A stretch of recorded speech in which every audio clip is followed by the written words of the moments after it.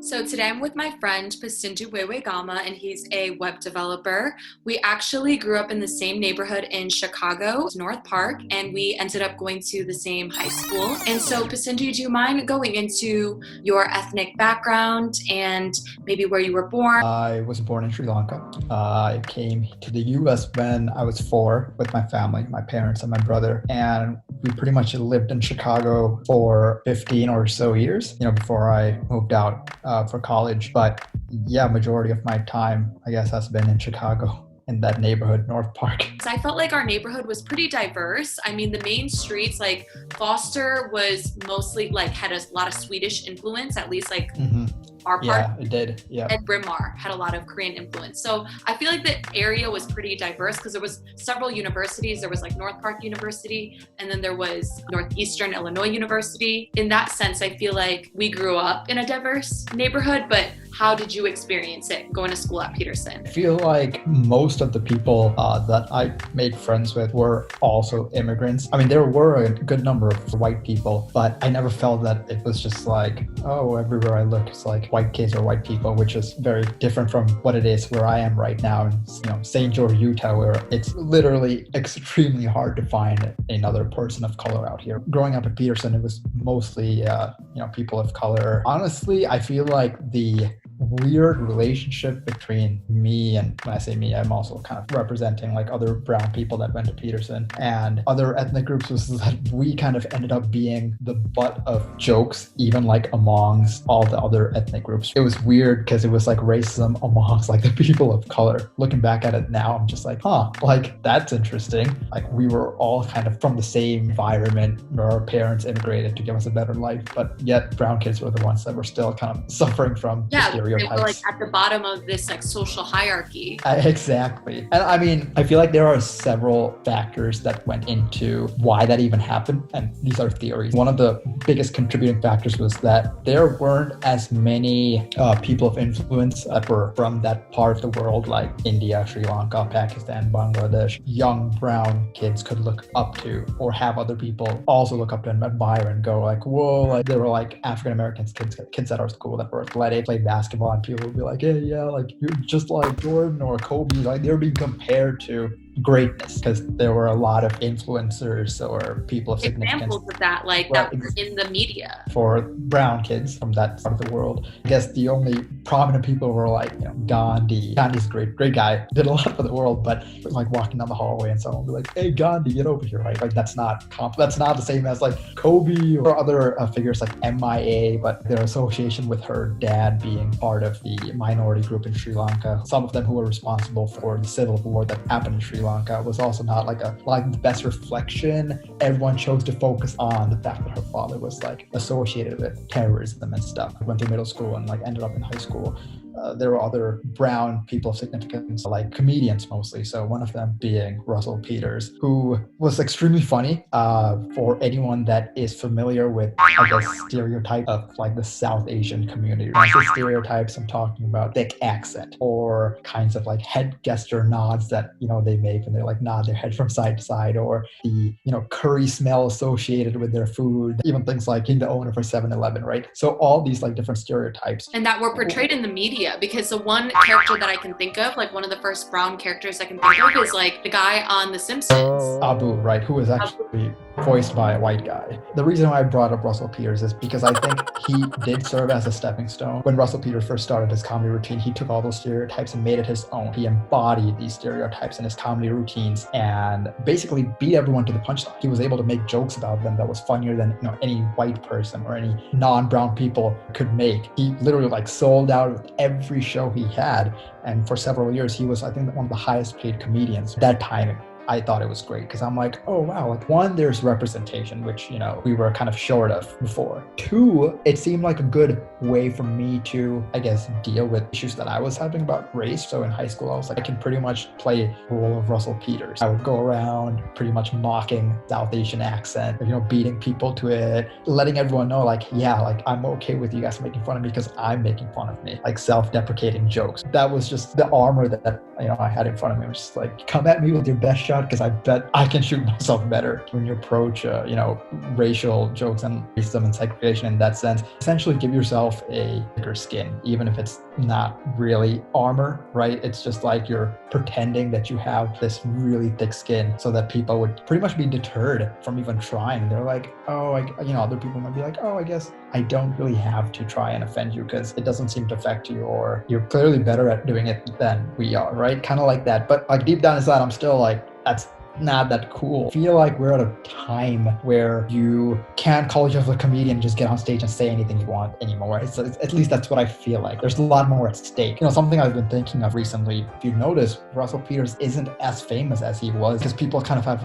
evolved to, I guess, more culturally sensitive thinking that, oh, maybe this is not as funny. Maybe it's actually like part of the culture, which isn't something you should be laughing at, because cultures are all different. I think it's really cool that, he served as this stepping stone for other brown people to kind of take the stage. Recently, there has been a comedian that rose to fame from India, Hassan Minhaj. Interestingly enough, in his comedy routines, he will address things that are very specific to the South Asian culture, but he won't do it in a way that's self-deprecating, at least to the same extent that Russell Peters did. So if you watch any of his routines, he rarely ever uses the brown accent, which is something that I realized right away. So even when he's talking about his dad and he's speaking as his dad, first time I was watching him, I'm like, oh, here it comes, he's gonna do his dad. And then he did it in his American accent. I was like, huh. But then I realized it had other effects that were much more important, which is now everyone's focusing on the actual content of what his dad is saying instead of the accent. Russell Peters can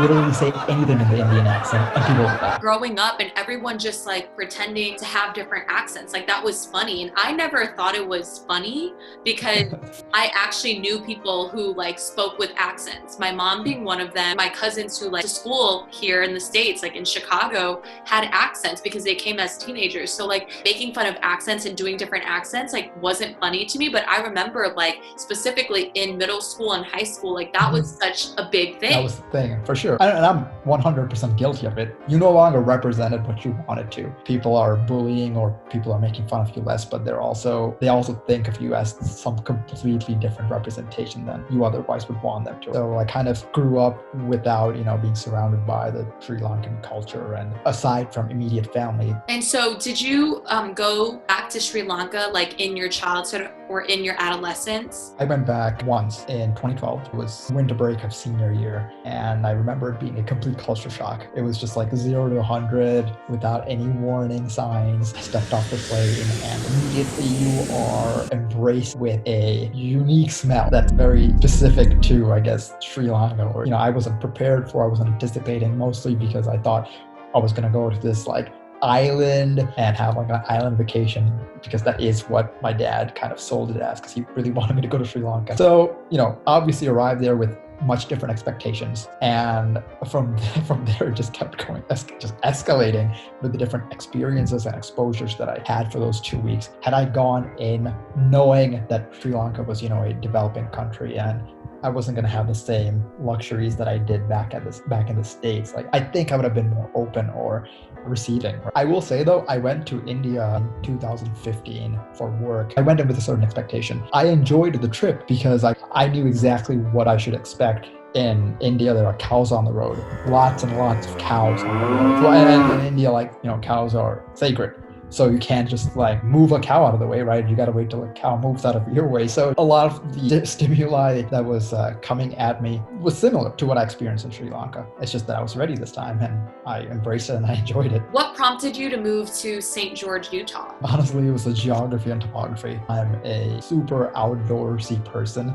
I like hiking and being around mountains and ocean. St. George just happened to be a really nice place to settle down, especially for someone who works remotely. It's not super expensive. It's cheaper than Chicago or California. Tons of space. Everything's so spread out. So another huge reason why I moved out here is just life moves at a different pace. Cars may be moving faster, but like everything else is just kind of like slower, and everyone's just a little more relaxed, at least lifestyle. And since living there, obviously the demographic is different. So you mentioned earlier that it's mostly like white Americans. How has your experiences interacting with the residents of St. George been? Right, so it's definitely been less. Like I don't really have that much data yet, even if I've lived here for almost 2 years. I feel like the number of interactions that I've had in St. George in the past 2 years is maybe the number of interactions I would have had in Chicago in like a month. Plots are big, and your neighbors also one of mine, they're all busy. That being said, there have been like few interactions with people that have kind of given me an idea of the perspective that maybe majority of the people out here have towards like people of color about a year ago. So I went to go and kayak at this reservoir.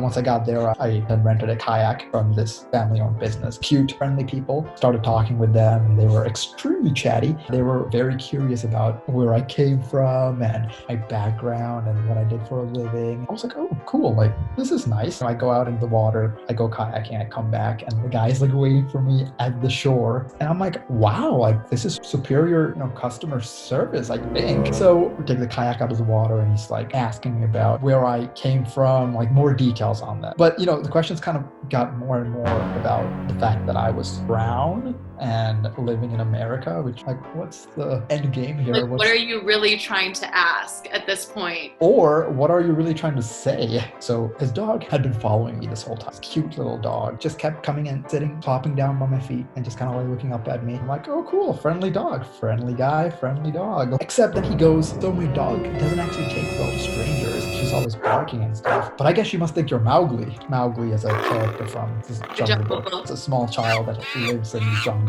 You wouldn't call someone Mowgli as a compliment. Especially if you had talked to him for an extended amount of time and he got to know a little bit about your background. Growing up in Chicago, like the third biggest city in the US, is not equivalent to Mowgli. Because he was talking to me for over an hour at this point. So he definitely knew enough about me to know more than I was brown. The moment he said that, I was just like, whoa, like, what just happened? Up to that point, I'm sure you've never heard comparison. Actually, I haven't. I've heard, other racist comments and slurs and stuff, but I have not heard that one, which is also what caught me off guard. And also, he had other material to work with. Like, he grabbed the one piece of information he had before I even talked to him, just the color of my skin. Like, why were we talking for an hour? Walk you to your car. And I'm like, okay, sure.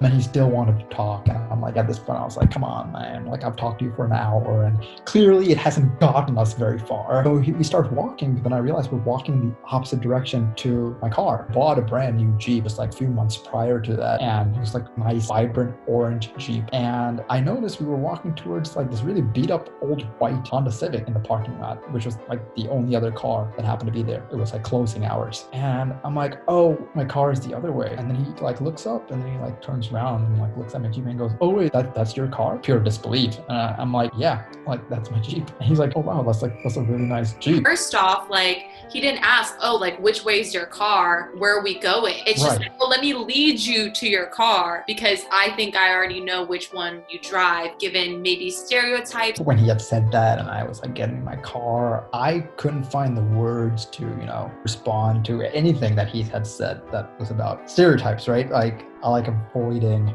fights if I can, but unfortunately, sometimes you just have to fight. Inevitably makes, better for other people as well, not just you.